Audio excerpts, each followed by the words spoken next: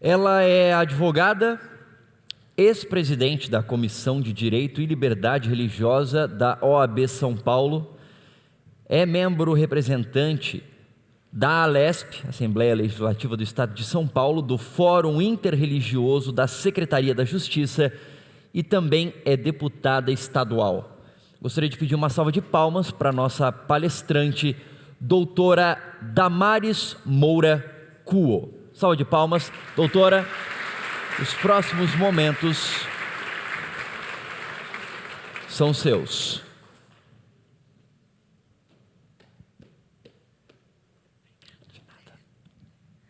Boa tarde novamente, não é que já estive aqui num outro momento da programação.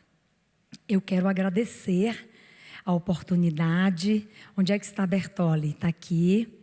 Agradecer Bertoli, somos membros da mesma igreja e já sonhamos juntos a FAAB lá no meu gabinete e vocês já sentiram aqui um importante resultado que nós obtivemos dos sonhos e dos encontros, não é, que foi esta parceria firmada com a Defensoria Pública do Estado de São Paulo.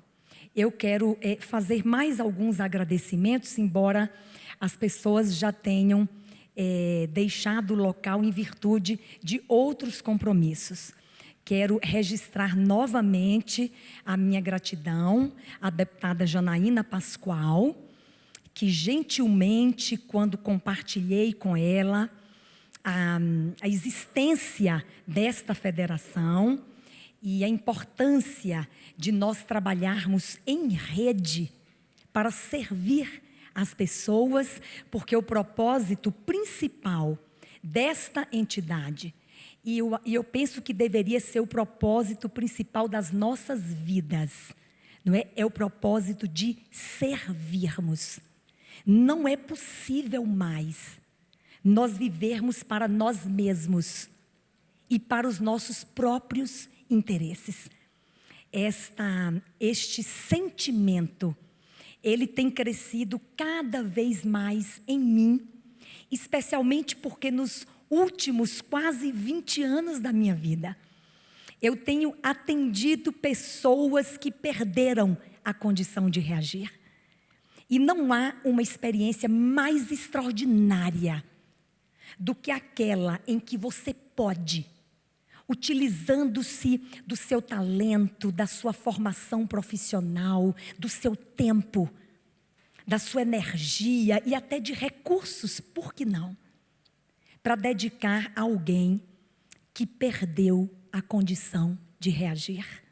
Nós chamamos estes de vulneráveis. E eu penso que nós estamos vivendo um momento muito urgente e muito solene como sociedade. E talvez muitos de nós estejamos incorrendo no que eu costumo denominar do mais perigoso estágio de convivência humana, professor Euler. É aquela em que nós perdemos a capacidade de ver o outro. Eu não quero que isso aconteça comigo e eu tenho feito um exercício pessoal para que isto não aconteça. Eu não posso perder a minha capacidade de ver o outro, porque é a partir deste comportamento que nascem outros perigosos danos à sociedade, que é a intolerância, a discriminação e outras práticas que são tão nocivas à integridade física das pessoas, à integridade moral, à integridade emocional. E nós poderíamos aqui passar muito tempo contando tantas experiências que nós temos atendido nestes anos de trajetória em favor de pessoas que não têm mais condição de reagir. Então eu quero agradecer a deputada Janaína Pascoal, que é uma importante importante parceira minha hoje no parlamento. E eu não poderia contar aqui um momento muito significativo em que nós nos aproximamos naturalmente, mas posso adiantar que foi a liberdade religiosa que nos uniu no parlamento. Eu já propus a lei que institui a Lei Estadual de Liberdade Religiosa no Estado de São Paulo. É uma lei garantidora do exercício do direito. Nós não criamos direito novo porque ele já está assegurado. Constitucionalmente, já vou me adentrando no tema que me foi proposto. Preocupadíssima com o horário. Mas a Constituição Federal já nos assegurou amplamente, artigo 5º, incisos 6º, 7º e 8º, a inviolabilidade à crença, a proteção aos locais de culto e às suas liturgias, a criação de um instituto jurídico, que é o da objeção de consciência, que se resolve com o cumprimento da prestação alternativa, um ônus que ninguém quer se comprometer com ele, embora eu tenha defendido que o Estado, para garantir direitos, isso custa para o Estado. E qualquer direito. E eu insisto ainda, não é que os direitos fundamentais que o Estado brasileiro elegeu para os seus cidadãos, que estão concentrados no artigo 5º ao 17º da Constituição Federal, eles custam. E o Estado precisa se comprometer com todos eles. Inclusive, há uma histórica discussão a respeito do inciso 8º do artigo 5º, que cria a prestação alternativa em virtude de crença religiosa para compor o cumprimento de uma obrigação a todos imposta, de que ela precisa ser fixada em lei. E como eu estou falando aqui predominantemente para advogados ou alunos de direito, aliás, cumprimentar os queridos alunos de direito do NASP, que estão abrilhantando a programação dessa tarde. Queridos, muito obrigada pela presença de vocês.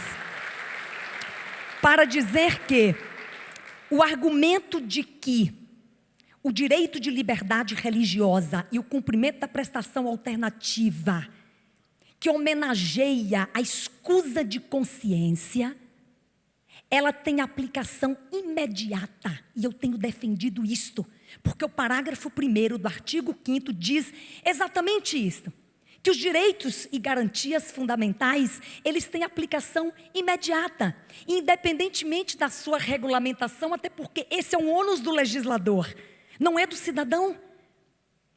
Ele não pode ser penalizado por uma inércia do legislador. Então, direitos e garantias fundamentais têm aplicação imediata. Essa é uma lição que nós precisamos levar aqui, guardadas naturalmente as controvérsias que há, e são muitas, a respeito deste assunto. E eu quero agradecer à deputada Janaína, porque nós temos dividido tardes e tardes, debatendo a liberdade religiosa. E depois do conteúdo pronto da lei, que tem 80 artigos e que enfrenta os mais desafiadores temas da liberdade religiosa, eu estou no parlamento para enfrentá-los. Chegamos a um consenso, ela foi a relatora do meu projeto de lei na Comissão de Constituição e Justiça, da qual eu também faço parte, já proferiu um parecer favorável à constitucionalidade desse projeto de lei, e nós agora estamos aguardando a votação na CCJ e depois vamos para um grande embate no plenário e todos aqui poderão acompanhar, e eu estou pronta e expectante para que seja realmente positivo para o povo de São Paulo, e como São Paulo é locomotiva, que esse projeto de lei seja reproduzido por outros estados da federação e, por que não dizer, nacionalmente. Eu quero fazer um breve histórico da liberdade religiosa. Me foi proposto liberdade religiosa no Estado Democrático de Direito. Sem antes agradecer o presidente da Câmara Municipal de São Paulo, o vereador Eduardo Tuma, um grande jurista, doutor em Direito, professor de Direito, e quando soube que nós queremos trazer a justiça restaurativa para o cenário da Federação dos Advogados Adventistas, que querem servir, que querem promover o acesso à justiça daqueles que não podem acessá-la. E ali no meu gabinete, reunidos todos, quando surgiu a possibilidade com o doutor Marcos Henrique Tavares de trazermos a justiça restaurativa para esse cenário, em parceria com a Defensoria Pública e FAAB, prontamente compartilhei com o vereador Eduardo Tuma. Ele disse: Damares, eu quero participar. Esse curso custa caro. O Tribunal de Justiça aplica este curso, que capacita pessoas, e ele falou: vou encaminhar uma emenda parlamentar para que nós realizemos este curso na escola do judiciário da Câmara Municipal. Então, há pessoas que querem trabalhar conosco em rede, para que nós estejamos verdadeiramente capacitados a participarmos dos propósitos da Federação de Advogados Adventistas. Agradecer também ao doutor Marcos Henrique Tavares, que está trazendo para nós, como membro do Comitê Gestor da Justiça Restaurativa, a primeira do Brasil, em parceria com o Tribunal de Justiça, que vai nos ajudar. E também agradecer ao doutor Rafael Pitanga, que vocês conheceram, esse grande defensor público, que não mediu esforços quando lhe levei a ideia da parceria com a Federação de Advogados Adventistas. Um breve retrospecto. A gente pensa que o Brasil é tradicionalmente um país tolerante. Isso é verdade. Mas há problemas práticos muito pontuais e significativos, e nós que lidamos com liberdade religiosa há quase 20 anos, já conseguimos identificar aqueles mais recorrentes. E fazendo um breve histórico aqui das nossas constituições federais, né? Nossa primeira constituição é a Constituição do Império, a de 1824. Talvez naquele momento os brasileiros puderam dizer que se inaugurava algum tipo de liberdade religiosa nesse país. Por quê? Porque aquela Constituição autorizava, naquele momento, a liberdade de crença. O indivíduo poderia professar uma religião diferente da religião do Estado, mas não havia ainda a conquista da liberdade de culto. Então, a prática religiosa que fosse incompatível com a crença oficial do Estado, teria que ser um culto doméstico. Não podia ter aparência de templo, pastor Marlon. Mas era uma conquista. Brasil Império. Porque em 1600, quando tínhamos um código penal que se chamava Ordenações Filipinas, as pessoas poderiam ser condenadas a castigos corporais se professassem uma religião, professor Euler, diferente da religião oficial do Estado. Portanto, era uma conquista importante a Constituição do Império, a primeira do Brasil. Mas aí nós tivemos, talvez, o mais importante marco. Eu gosto sempre de dizer que foi Rui Barbosa, porque ele é meu conterrâneo baiano, grande jurista Rui Barbosa, que disse que não existe liberdade sem religião e não existe religião sem liberdade. E Rui Barbosa, através do decreto 119A, há controvérsias, ele que trouxe a ideia da separação do Estado da Igreja, o que nós chamamos de Estado laico, que depois da República, 1889, proclamação da República, em 1891, a Constituição Republicana inaugura a separação do Estado e da Igreja. Havia propaganda religiosa da Igreja nas escolas.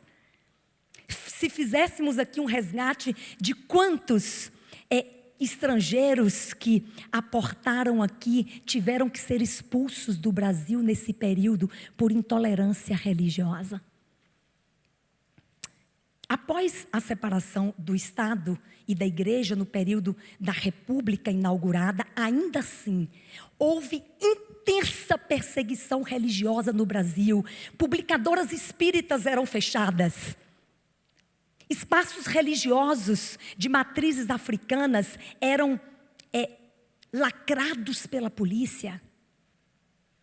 Em 1946, é uma coisa recente e é assustador, porque mais uma vez um baiano chamado Jorge Amado, que foi deputado por São Paulo, precisou estabeleceu uma legislação para autorizar o funcionamento dos templos de religiões de matrizes africanas. Eu estou querendo dizer com isto que a intolerância religiosa nos acompanha ao longo da nossa história. Embora sejamos um povo acolhedor, embora sejamos brasileiros, e é tão bom que isso aconteça. As nossas 7 constituições oficiais, para a gente resumir a história, porque houve uma que é discutível, não é? Mas as nossas 7 constituições federais, todas elas trouxeram garantia à liberdade religiosa, com exceção daquelas que foram promulgadas nos períodos ditatoriais, que restringiram, de alguma forma, a liberdade religiosa. Mas eu quero falar da de 88, porque meu tempo está acabando. É uma coisa desesperadora o cronômetro. Eu gostaria muito de não tê-lo, mas não tê-lo seria um risco enorme para o restante do evento. E eu sei que o pastor Ayrton Killer precisa ir embora. E eu tenho que ir também, porque o governador me chamou. Eu tenho que estar 6h30 no palácio.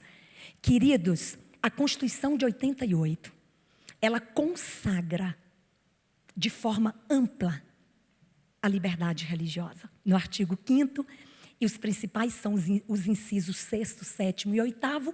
O 6º textualmente diz que é inviolável. Eu gosto muito dessa palavra. Crença e consciência são invioláveis por quem quer que seja, até pelo Estado. Aliás, o ministro Barroso, eu gosto muito porque ele estabelece, aliás, ele derruba a ideia de hierarquia de direitos, e quando há conflitos entre um direito ou interesse público e o interesse privado, ele defende que não há hierarquia de direitos e de interesse público e privado. Os interesses públicos e privados precisam conviver, porque do contrário, os interesses privados estariam sempre mitigados. Então, ele não estabelece hierarquia, mas tão somente uma prevalência. Há momentos em que o interesse público prevalece, mas não que universalmente o interesse público hierarquicamente seja mais importante ou seja superior ao interesse privado. Mas vamos voltar para a Constituição. Vamos lá, vamos acelerar. Queridos, o inciso C, eu sou apaixonada. Eu fui fazer uma palestra ontem na universidade, era para eu falar 20 minutos, não era, Samuel? Eu falei 1h30. Eu não quero assustar os organizadores. Eu vou terminar. Foi porque eu não parava de falar, os alunos iam embora, eu ficaria falando sozinha sobre liberdade religiosa.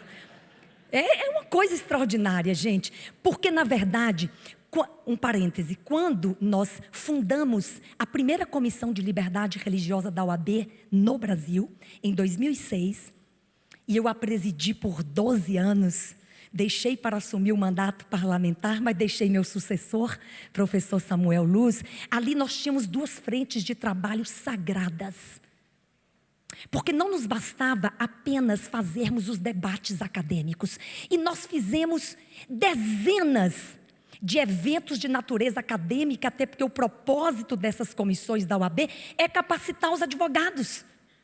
E é importante, e nós levamos conteúdo acadêmico da maior envergadura para os advogados, mas para nós era caríssimo atender as pessoas.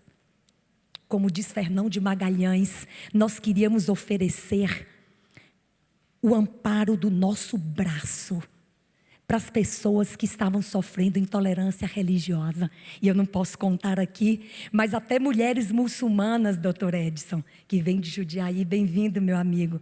Mulheres muçulmanas que estavam na penitenciária feminina de São Paulo, sem poder orar cobertas, como manda a sua tradição religiosa, por meio da OAB de São Paulo, conquistamos o direito de que mulheres muçulmanas, que embora privadas do direito de ir e vir, não lhes pode ser cerceado o direito de crença e de consciência. Hoje elas oram cobertas, conforme a sua tradição religiosa. Eu não oro coberta, mas elas precisam, senão Deus não as ouve, doutor Carlos Miguel Aidar. E hoje elas podem, é uma homenagem à liberdade religiosa, porque se ela não for para todos, não será para ninguém.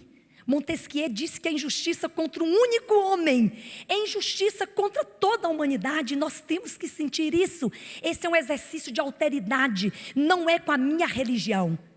Numa noite aqui em São Paulo, em julho, 4 religiosos de matrizes africanas foram esfaqueados durante um culto religioso. Este assunto chegou ao meu conhecimento. Eu certamente não queria sair de casa, pastor Larroca, doutor Rui, naquele horário.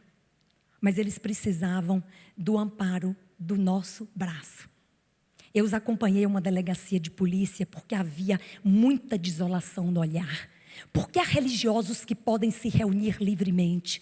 Por que o inciso 6º do artigo 5º da Constituição Federal, que protege os cultos e as liturgias, só valem para alguns segmentos e não valem para outros? E eu os acompanhei. O delegado não queria fazer o boletim de ocorrência, porque ele não conhece a Lei 9.459, que captula como crime intolerância religiosa, e era só lesão corporal e tentativa de homicídio. Eu falei, doutor, não, falta o crime de intolerância religiosa.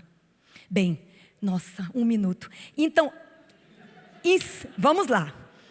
Incisos 7º e 8º. Falei do 5º, inviolabilidade da crença e da consciência, proteção aos locais de culto e suas liturgias. E o 6º, garante assistência religiosa em locais de internação coletiva. Leia-se hospitais, quartéis, presídios, mas já dei o exemplo. E o inciso 8º? O inciso 8º é extraordinário, pastor Larroca. Ah, meu marido está aqui, gente, excepcionalmente, Vitor Cu, obrigada por me assistir. É um privilégio para mim, gente. Mas vamos lá. O inciso 8º diz que existe outra interpretação para ninguém, doutor Coimbra, meu grande líder. Ninguém será privado de direitos nesse país em virtude de crença religiosa. E aí é na parte final do inciso 8º que nasce a solução para um país que ainda não é plural. É importante, a gente gosta muito de falar, nossa, mas o Brasil é um país tão plural. Há um pluralismo se anunciando no Brasil. Nós fomos por mais de 400 anos um Estado confessional. Só a partir da República o Estado se separou da Igreja. Portanto, muito recentemente nós vivemos a condição e o modelo de Estado laico. O que é o Estado laico? É o Estado neutro. É o Estado que não interfere nos negócios da religião. E a religião não interfere nos negócios do Estado. E nós não podemos incorrer no laicismo que rejeita a religião e que ofende a liberdade religiosa. O modelo do Estado laico brasileiro, artigo 19 da Constituição Federal, a mim me parece o mais adequado. Porque se ao mesmo tempo não queremos nos misturar com os negócios do Estado, nós somos protegidos pelo Estado. Porque o inciso 7º do artigo 5º diz que os locais de culto e as suas liturgias estão protegidos pelo Estado. E eu vou me encaminhando para o final, para falar da objeção de consciência. É final, Bertoli, não se preocupe. Eu estou vendo, já passei 1 minuto. Objeção de consciência para encerrar. Objeção de consciência. A objeção de consciência é uma espécie de resistência às leis. Mas é uma resistência diferente. E a gente podia fazer uma palestra inteira sobre isso. E eu fiz recentemente no Conselho Estadual de Educação de São Paulo, onde, com a graça de Deus, em breve, conquistaremos o direito de que professores adventistas possam cumprir as suas obrigações no sábado de forma alternativa. E eu falei para os conselheiros sobre a objeção de consciência. Não é? Ela é uma espécie de resistência ao cumprimento das leis. Mas o que é isso? Isso é anarquia, professor Euler? Não. Esta é uma resistência pacífica. E esta resistência, professor José Carlos Busanello, vocês podem estudar um pouquinho. Esta resistência exige do objetor uma contrapartida. Essa é a diferença. O objetor não pode tão somente alegar a escusa de consciência como um privilégio, porque estaríamos violando o princípio da igualdade. Então ele precisa cumprir a prestação alternativa, que é a contrapartida imposta àqueles objetores que alegam escusa de consciência por motivos filosóficos, religiosos ou políticos. Está no artigo 5º, inciso 8º da Constituição Federal. Eu tenho que encerrar para agradecer. A palavra hoje, eu só tenho gratidão essa semana. O governador sancionou uma lei minha anteontem, numa reunião que eu não esperava. Então, eu só tenho gratidão, pastor Ayrton. Temos agora instituído o Dia Estadual da campanha Quebrando o Silêncio. Não é? E eu espero que ele tenha a mesma generosidade para os outros mais polêmicos que virão à frente. Então, é uma semana de gratidão. Gratidão por estar aqui e dividir com vocês um pouquinho do que tem sido a minha vida nestes quase últimos 20 anos. Que o Senhor nos inspire.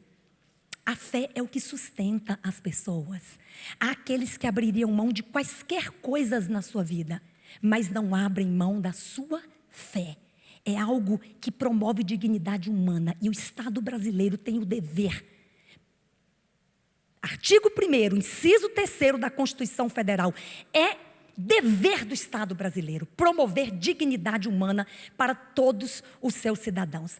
Eu sou parte da FAAB e quero contribuir significativamente com tudo aquilo que for necessário, não só para garantirmos liberdade religiosa, mas para garantirmos o direito e o acesso à justiça daqueles que perderam a sua condição de reagir. Muito obrigada pela oportunidade e um bom restante de evento a todos. Muito obrigado, doutora Damares. Tranquilo. Gostaria de pedir... Gostaria de entregar doutor Antônio Bertoli um certificado para a nossa amiga. Eu tinha certeza que você ia terminar no tempo e terminou. Muito obrigado pela sua presença aqui, pelo seu apoio, Damares. Foi muito bom. A gente só tem a agradecer você. Você faz parte da FAAB, como disse, e nós sempre vamos estar à sua disposição na FAAB. E também sei que o seu gabinete está à disposição da FAAB, como esteve até esse momento. Receba em suas mãos esse certificado, que Deus te abençoe. Muito obrigado.